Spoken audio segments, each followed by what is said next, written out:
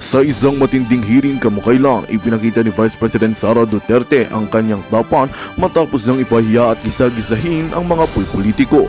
Ang naturang insidente ay agad na kumalat sa social media kung saan maraming netizens ang nagpahayag ng kanilang suporta sa Vice Presidente. Ayon sa mga ulat, may kinalaman ang kanyang galit sa maling pamamahala ng nasabing politiko sa isang mahahalagang isyu na tinatalakay sa naturang pagdinig. Bukod pa rito, umingay din sa publiko ang demonoy nakakagimbal na gawain ng Senadora si Hontiveros at House Speaker Martin Romualdez. Bagamat hindi pa malinaw ang buong detalye ng issue, nag-viral na sa mga balita at social media platforms ang mga aligasyon na may kinalaman ng dalawang opisyal sa ilang kontrobersyal na proyekto. Maraming mamamayan ang nananawagan ng masusing imbestigasyon upang malaman ang buong katotohanan sa mga pangyayari. Sa gitna ng lahat ng ito, nagpahayag ang ilang mambabatas ng kanilang pagkabahala at kagustuhan na linawin ang mga isyong ibinabato kina Hontiveros at Tambaloslos. Tila lumalalim pa ang mga usapin habang patuloy ang pagbabantay ng publiko sa susunod na mga hakbang ng pamahalaan kaugnay sa mga kontrobersiyang ito. At yan nga ang balitang ating pagkakatutukan. Ngunit bago ang lahat, siguraduhin mag-subscribe at i-hit ang notification bell para sa patuloy na pagtutok sa mga sulyap ng bagong balita sa tunay na boses ng masa.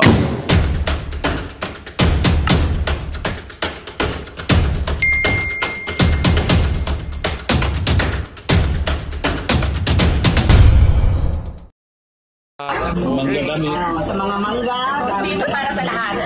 Para lang ito sa mga mangga. Ay halos verbatim po na kinopya yung complaint. At gaya po ng naunang pinost namin ay dinismiss po ng korte sa Amerika yung mga kaso, lahat po ng kaso laban kay Pastor Apollo C. Kibuloy.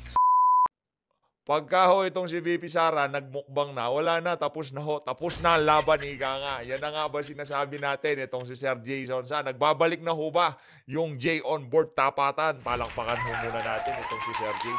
Dito sa video na to, papaliwanag ho niya yung lumabas na balita kanina na kung saan, binasura na daw ho yung mga kaso nitong si Pastor Apollo Kibuloy dyan sa Estados Unidos. Mamaya ho, papakinggan ho natin ang itong si Sir Jason Sa. I-follow nyo ho sa kanyang mga social media pages itong si Sir Jason Sa. Pero bago yan, kung bago lang ho kayo sa PH Update, isang like at isang subscribe. Sobrang masaya na ho tayo dito sa PH Update. Yan lang ho talaga yung, kumbaga, pagka medyo nag-iinit tayo, pagka nakita natin yung mga nag-like, medyo marami-rami, medyo kumakalma ho tayo ng konti.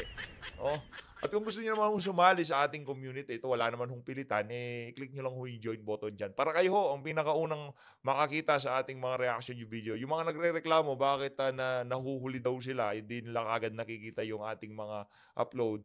Mag-join lang ho kayo sa ating community. Kayo ho ang pinakaunang makakita sa ating mga reaction video. Ayun na nga mga kababayan, unahin na ho muna natin itong mukbang nitong si Vice President Sara Duterte o itong corona ni Kimbo. Hindi, ganito kasing istorya dyan. Kanina, nag-scroll tayo. Bigla akong dumaan sa ating feeds. Itong post na to ni Ma'am Criseta Loretta Chu. Ito talaga si Ma'am Criseta. Kunyari, meron nung meron nung burol. Tapos biglang makikirama itong si Kimbo, no? Bibigyan ho niya kayo ng koronang kulay pink. Di ba magkung gano'n, di ba? Kadalasan kasi pagka merong patay, ano ho yan, ang ibinibigay na kulay. Puro plain white lang. Di naman ho kaya medyo yung purple, yung mga dark color na bulaklak. Pero pink, first time. Ano yan, dibu? Wala lang, nadaan lang tayo kanina. Nakita natin yan. Tapos bigla tayong napaisip kung anong tumatakbo. Hindi, siguro yan ang tinatawag. Ang tawag ho nila dyan, branding ni Kimbo. Diba? Ganyan ho di ba? Yung branding, dapat kung anong kulay ng mga niya, ng kanyang politika, iyon ang kulay na ipamimigay nila. Kunyari, mga dilawan, puro dilaw yan. Itong si Marcos Jr., puro pula. Di ba? Ganyan ho yung ginagawa nila. Kaya itong si Kimbo, kulay pink, no? Ayun na nga mga kababayan, nalipat na ho tayo para medyo mabilis ang ating talakay sa mga maiinit na kaganapan sa social media. Ito naman ho, yan ang nga ba sinasabi natin, itong si Ma'am Sas Rogando Sasot, tama naman ito, hindi naman krimen ang magpunta sa bahay ni Martin Romualdez at pag-uwi na may bit-bit ka ng 3 black bags. So bakit ka nasasaktan, Tariela? Kaya ka, ba't nasasaktan ka? Ang sabi naman nitong si Ma'am Crisette Laurete Chu, ang bit-bit daw, ano daw, baka daw ang laman naman ng bag na yan, mga labahin nitong si Totoo lang mga kababayan, ang hirap kalaban yan, si Ma'am Sas Rogando Sasot. Hindi uubra si Tariela dyan, paiiyakin ho siya sigurado nitong si Ma'am Sas Rogando Sasot. Ayun na nga mga kababayan, ano ho bang masasabi nyo dito sa mga naglabasang larawan na to, na kung saan itong si Tariela, hindi ho akma ang kanyang pamumuhay, base ho doon sa natatanggap niyang sweldo bilang komador dyan sa Philippine Coast Guard. Dito mga kababayan, dumako ho tayo dito. Yan ang abas sinasabi natin. Naglalabasan na ho ang baho nitong si Senator Risa Hontiveros. Kanina ayaw pa nating maniwala kasi nung nakita natin yung kulay blue, malamang sa malamang inquirer yan, sabi ko. Ito, Hontiveros charged with kidnapping, wiretapping. Ito mga kababayan. Siyempre, isi-search ho natin yan. Nakita ho natin yan dito sa Inquirer.net. Ang nagsampa ho sa kanya ng kaso, itong si former Negros Oriental Rep. Jing Paras. Yan ho. Banat ka ng banat dito kay Pastor Apollo Kibuloy. Kayo ho pala, Senator Risa Hontiveros, sa mga nakalipas na panahon, dapat ho pala nahiya ho kayo. Dapat ho pala, yung sinasabi nyo kay Pastor Apollo Kibuloy, dapat kayo ho pala ang unang nahiya. Tingnan nyo naman yung kasong isinampa sa inyo. Kidnapping, tapos wiretapping. Ano ho bang nakalagay dito sa post ng ano na to, dito sa balita ng ano na to, Inquirer.net. Base ho dito, former Negros Oriental Rep. Jing Paras filed criminal charges of kidnapping, obstruction of justice, and wiretapping against Senator Risa Hontiveros before the Ombudsman on Monday. Paras filed the complaint against Hontiveros for allegedly taking custody of minors who are witness in the case of 17 years old Kian De Los Santos, a suspect drug runner killed in an alleged shootout with police. Yeah. Ba't mo naman kasi... Ito talagang si Senator Risa. Oo. Wag ko kasi tayong bira ng bira sa social media. Kakalkalin ho talaga lahat ng baho nyo. Wag ho kayong masyadong mahiya naman sana. Magkaroon naman sana kahit katiting na hiya itong si Pastor Apollo Kibuloy. Ito mas matindi pala Patong-patong pala yung mga isinampang kaso sa mga nakalipas na panahon. Tapos binabanatan mo tong si Pastor Apollo Kibuloy. Kain na nga lang tayo. Punta ho tayo dito kay Vice President Sara Duterte. Panoorin ho natin ang mukbang nitong si BP Sara. Okay? Sa mga mangga, dito para sa lahat. Para lang ito sa mga mangga. Mangga. Mangga yan. The version of social na mangga. Mangga sa mangga. Para sa mga mangga. Tapioca. Kain-kain. Si BP Sara, dribble lang kayo yan.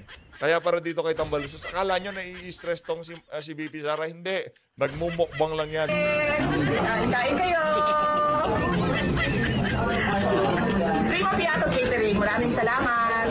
Parang masarap Kailan naman yan. natin Ito. ang kanilang mga luto. Beef rendang. Sa kanilang specialty. Beef rendang, yan, di ba? Indonesian food yan. Naalala ko nung OFW pa ho tayo, pagka naghahain sila ng beef rendang, sarap na sarap tayo.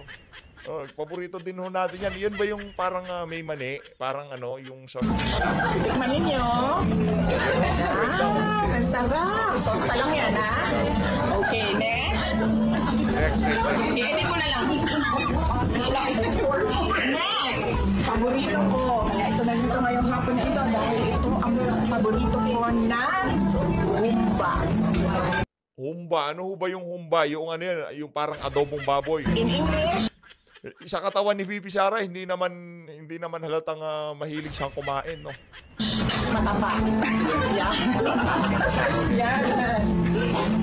So, tikman ninyo. Baka high blood. Pero okay lang kasi masarap. Yes.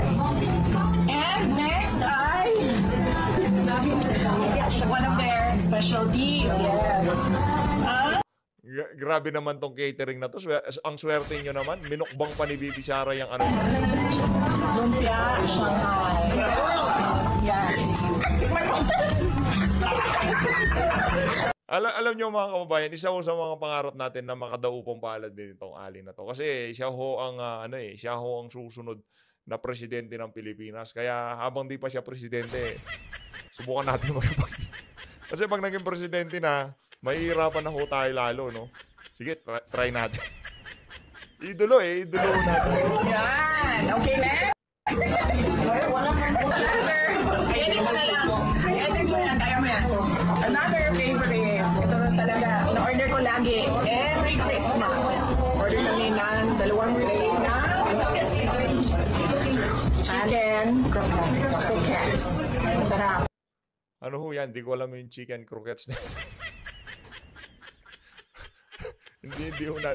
Ano yung chicken croquettes na yan? Sige nga, ano nga ho yan? Comment nyo nga sa baba. Chickeny, cheesy croquettes. Very chickeny. Yan. And then, refill na ito, refill. Dahil naubos na ang first day ng creamy spaghetti.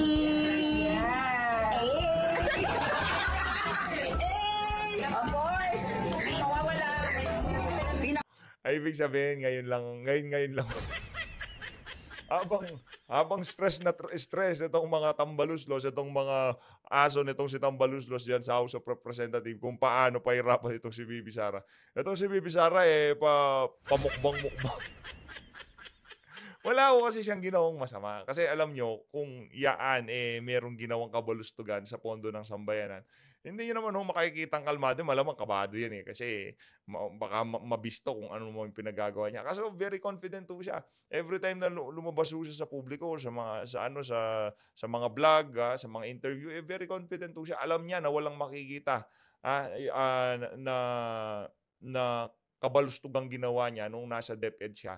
At ngayong diyan sa Office of the Vice President, wala rin ho siyang ginagawang kabalustugan. Special sa lahat. Ayun na nga mga kababayan, dito na ho natatapusin ang pagmumukbang nitong si Vice President Sara Duterte. Actually, di naman mukbang Pinakita niya lang, kumbaga, nag-food vlog. Napaka-versatile nitong si VP Sara. Nagiging VP, nagiging Secretary of Education, ngayon naman nagiging food vlogger na din. Palakpakan ho natin. Yan ang idolo ko. Di lang maganda, magaling pa sa mga masasarap na pagkain.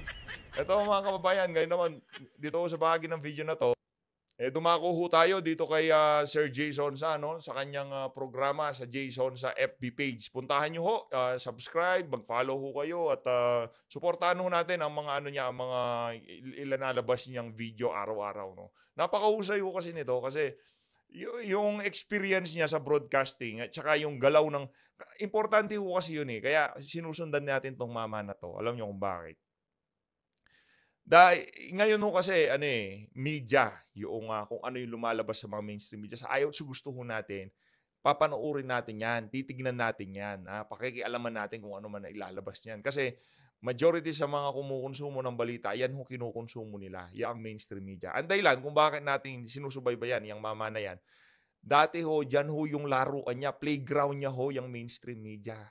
Alam ho niya, labas at loob ng mainstream media, alam niya. Kaya kung gusto niyo hong malaman ang susunod na galaw ng mainstream media at kung ano yung kasalukuyang galaw na ginagawa nila, pakinggan niyo ho yung mama na yan.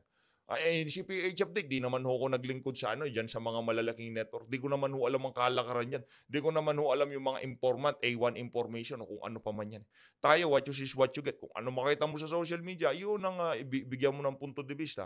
Pero itong mama na to, pagka meron hong ilinatag yan, base ho yan doon sa napakatagal na experience at sa kanyang galing pagdating dyan sa larangan na yan. Kaya pinapakinggan ho natin yan. Palakpakan ho natin ang isang beses pa itong si Sir Jason. Sa palakpakan naman.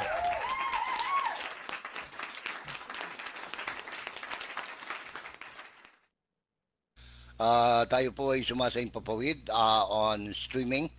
And I do hope that you are in good hands. Kami po. Boss Jay, yung collab natin malapit na makumpleto yung yung mga lista-listahan Pagka nakumpleto na, doon na lang natin kasi nung naaya ko itong si Boss Jay na magkaroon ng collab kung saan pag-uusapan tong mga senatorial candidate, eh hindi pa ho talaga nakapag-file yung karamihan dito sa mga kandidatong inaasahan natin na talagang pinananalangin natin na mag-file. This time, eh, nakapag-file na. Ngayon, pakinggan natin yung mga punto de vista nitong si Sir Jason Sa. Pero dito sa video na to, pag-usapan ho muna natin yung mga yung mga ibinasurang kaso nitong si Pastor Apollo Kibuloy diyan sa Estados Unidos. Tuloy. Po ay nagla-live ngayon because mayroon pong malaking balita galing sa Estados Unidos, no, sa United States of America, kaugnay sa mga kasong kinakaharap ni Pastor Apollo C. Kibuloy at ng Kingdom of Jesus Christ.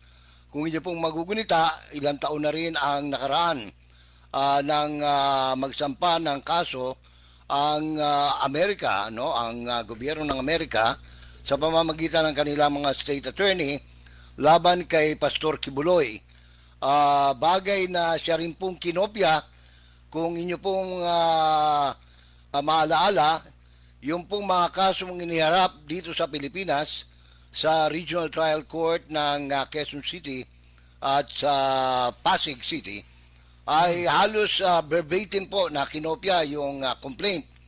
At gaya po ng naunang pinost namin ay dinismiss po ng korte sa Amerika yung mga kaso, lahat po ng kaso laban kay Pastor Apollo C. Kibuloy. Nako po. Boyeng Remulla. Shout out sa Department of Justice. Ano ho kaya ang susunod nilang galaw dito sa development na to na ibinasura? Yung mga kinopya nilang kaso, yung mga pinagbasihan nilang kasong isinampa dito sa Pilipinas, doon ho sila nagbase doon sa mga ibinasurang kaso sa Estados Unidos. Palakpakan. Anak ng to. Kaya na nga ba sinasabi natin eh. Diba? Pero si Risa, alam na natin kaya ka nag-live kanina, Sen Risa, dahil lumabas siya ang pagbasura ng Estados Unidos sa mga kaso dito kay Pastor Apollo. Talaga, Sen Risa. Oh. At gaya ng sabi ko kanina, magantabay lang sa mga detalye kung kaya tayo po ay sumasaimpapawid.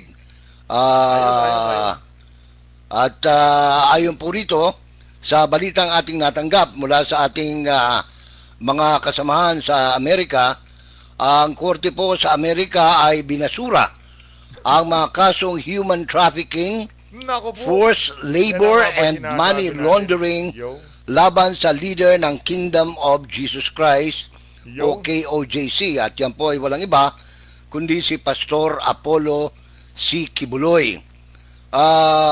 Mabibigat po ang mga kaso kung tutuusin. Ano po? Ang kaso laban kay Mr. Kibuloy at mga mabibigat din pong kaso laban sa isa pa na leader po ng KOJC na si Marisa Dueñas. Ano po? Ibinasura na rin po ito ng korte sa Amerika.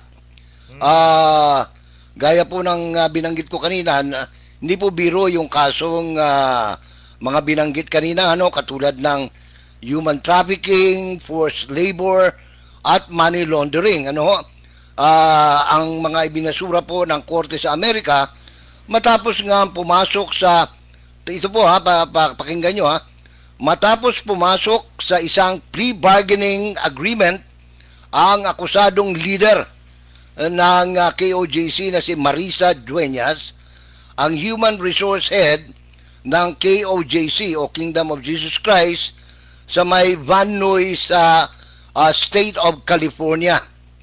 Sa isa pong exclusive na panayam kay Attorney Elvis Balayan sa ngalan ng mga abogado ni Dueñas at isa pa sa mga abogado ni Pastor Apollo C. Kibuloy, may tuturing po ito, sabi nila, na isang legal victory ang nasabing kasunduan. Ito po ang pagkakasabi ni Attorney Elvis Balayan, po, legal counsel ni Pastor Kibuloy sa kasong TRT o sa na nagsasabi. Ang kagandahan pa ho dito, nag-aral ho, nag-aral ng abogasya, pero feeling ko, nag-aral itong si Sir J. At maalam sa batas itong si Sir J. Kaya mapapaliwanag niya ng maigi. Tayo hindi ho natin kayang paliwanag. batas-batas ho yan eh. Di naman ho tayo abogado eh. Pero itong si meron siyang mga dokumento at siguro nakausap niya yung mga ano ho yan sa KOJC eh, yung mga abogado, kaya napaliwanag na maayos yung mga detalye, alam niya. Tayo ho, hindi natin alam. Hindi naman ho tayo ano dito, kumbaga, kung hindi natin alam, sasabihin naman natin. Kung alam natin, magsasalita tayo pero pagka hindi natin alam, di ho tayo nagdudunong-dunungan. Mahirap po yun, mahirap. Sabing ganito po, ano po, napakaganda ika, no? Sapagkat sa pamamagitan po ng plea bargaining, pumayag ang mga abogado ng Estados Unidos na i-dismiss yung mga napakabigat na mga krimen na isinampa laban sa kanya. Kagaya po ng forced labor, asan na ba yun? Forced labor, money laundering, human trafficking. Yan po ay napakabigat na mga krimen at in a sense, sabi ni Attorney Balayan, anong tawag nito? Isa po itong legal victory. Ang nasabi pong plea bargain, mga kapatid, mga kaibigan, isang plea bargain agreement sa US Attorney Office, ay pinirmahan nung pa pong Lunes, ni Dueñas at ng kanyang abogado na si Attorney John Littrell, si Attorney John Littrell, habang pinirmahan naman ito para sa panig ng Amerika ni US Attorney Gregory Stapes, noong pong Martes. So, yan po ang anong tawag nito? Sequence of event, Ipinapaliwanag naman ni Attorney Balayan ang naging desisyon ni Dueñas na tanggapin ang nakalabag ito sa batas ng Amerika sa usapin ng kasal o marriage.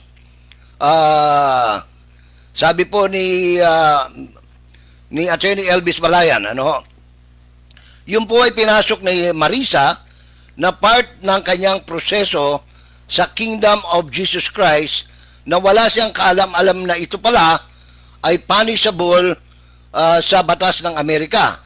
But of course, mga kaibigan, dahil nga ito nga ay punishable o pinaparusahan sa Amerika being a crime, umamin po siya sa kanyang krimen. Itong si si Marisa. Tinuran din ni Attorney Balayan na iba kasi ang konsepto ng kasal sa loob ng Kingdom of Jesus Christ at sa batas ng Amerika.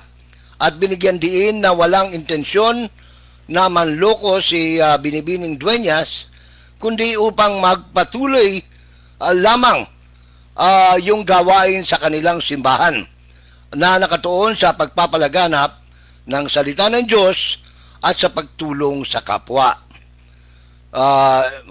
Atin pong basahin pa yung mga sinabi ni Attorney Balayan, yung mga naging sistema o proseso sa Kingdom of Jesus Christ sa Amerika na kung saan nagkaroon po ng mga marriage o pagkakasal, o pag-iisang dibdib among the members ng kanilang simbahan, anong tawag nito? Tapos meron po silang special procedure, kung tawagin nila, to undergo that under the guidance of the Kingdom of Jesus Christ.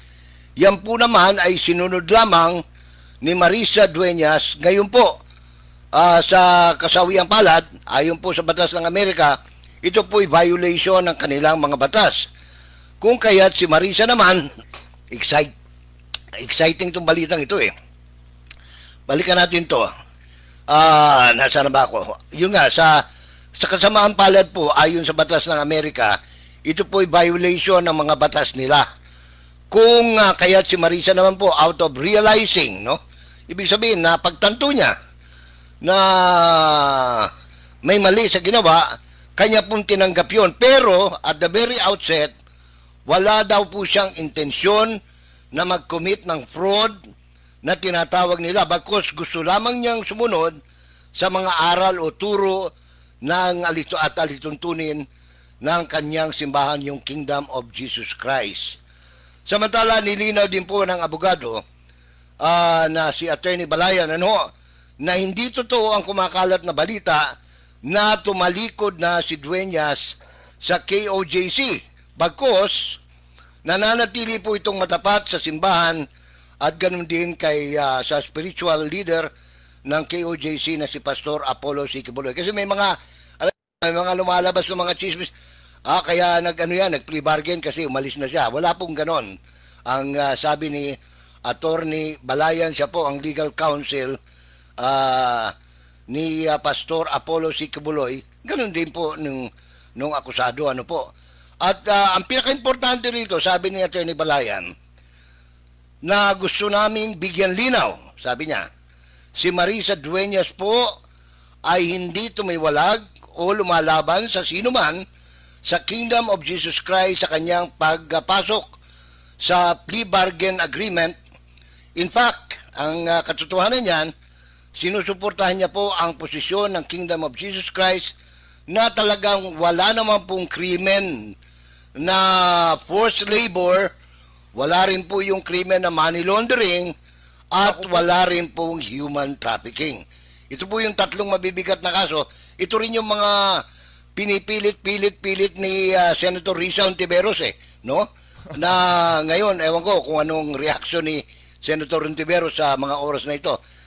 Kaya nga napilitan sa tingin natin, napilitan siyang magpa-press con dahil dyan sa lumabas na balita na yan. Naiintindihan niya yung mga mainstream media, iba yung storya ng mainstream media hindi ko kagaya nitong pagkakapaliwanag nitong si Sir Jason. Ngayon,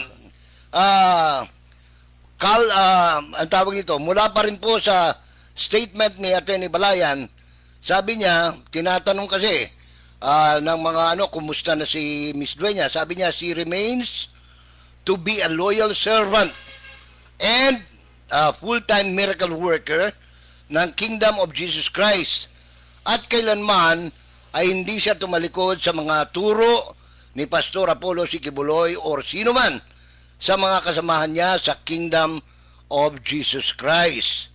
Dagdag pa ni Ginoong Balayan, ang ginawang hakbang ni Binibining Dueñas ay hindi po nakakaapekto sa iba pang mga kasong kinakaharap ng iba pang akusadong KOJC leader doon po sa Amerika. Meron pa ho kasi mga iba't ibang maliliit na kaso na lang doon.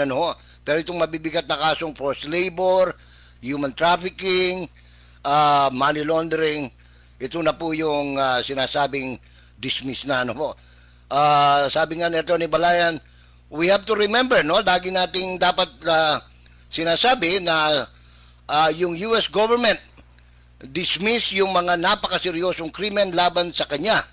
It does not in any manner, way, or no matter how you look at it, affect or prejudice yung kanyang mga kasamang akusado sa mga charges na yon, lalong-lalo na po kay Pastor Apollo C. Kibuloy. Ngayon, base po sa huling mensahe naman ni Ginoong Balayan, wag daw hayaang magpakalat ng mga fake news o mga maling impormasyon o mangintriga ang publiko na pilit idinidiin si Pastor Apollo C. Kibuloy na nananatiling inosente naman sa harap ng batas sa kabila ng mga aligasyon na ibinabato sa kanya. Kasi ang kinasuhan mo yung si Dueñas Ngayon dito sa Pilipinas sinasalsal naman yung mga balita over the last couple of years. Ang dinidiin ito si Pastor Kibuloy hanggang sa Philippine Senate. Ngayon, sabi niya, malayo naman sa logic kung komo may nagkaroon ng kaso si Marisa, doon i-relate mo kay Pastor. Maliban na lamang kung gumawa ka ng fake news o intriga. May mga sariling hinaharap na kaso dito si Pastor at yun ay kanyang kasamang akusado. And under our Constitution, the presumption of innocence prevails until you are proven guilty beyond reasonable doubt. Huwag po nating babaliktarin o bibigyan ng maling interpretasyon ng batas, lalong-lalo na po sa konstitusyon natin dito sa Pilipinas. Samantala, kasunod nito, naglabas naman ng pahayag ang KOJC bilang suporta kay Binibining Dueñas. Ayon po sa kalatas ng KOJC, kinikilala nila na naging katapatan at sinseridad ni Dueñas sa paglilingkod bilang isang misyonaryo sa Amerika. Bagamat nakalabag ito sa batas ng lupa dahil sa pagnanais na mas makatulong sa mga gawain, mananatili pa rin mangingibabaw siyempre ang turo ng Biblia, kabilang narito ang pagsunod sa batas ng lupa. Kaya naman po, ayon sa KOJC, patuloy silang sumusunod, tumatalima sa mga proseso ng sa buong tiwala na ipinapaubaya ang lahat ng kalooban ng Diyos sa kanyang paggawad ng makalangit na hustisya. So yan ho itong mga official announcement mula sa KOJC, mula sa kay Marisa Dueñas. Pagka-pass by your bedtime talagang medyo inuubo-ubo ka na, no? Tsaka mainit, so sobrang init dito sa Davao ngayon. Simula pa kaninang hapon, ano? And of course, we would like to thank si Attorney Elvis Balayan, ano, for providing us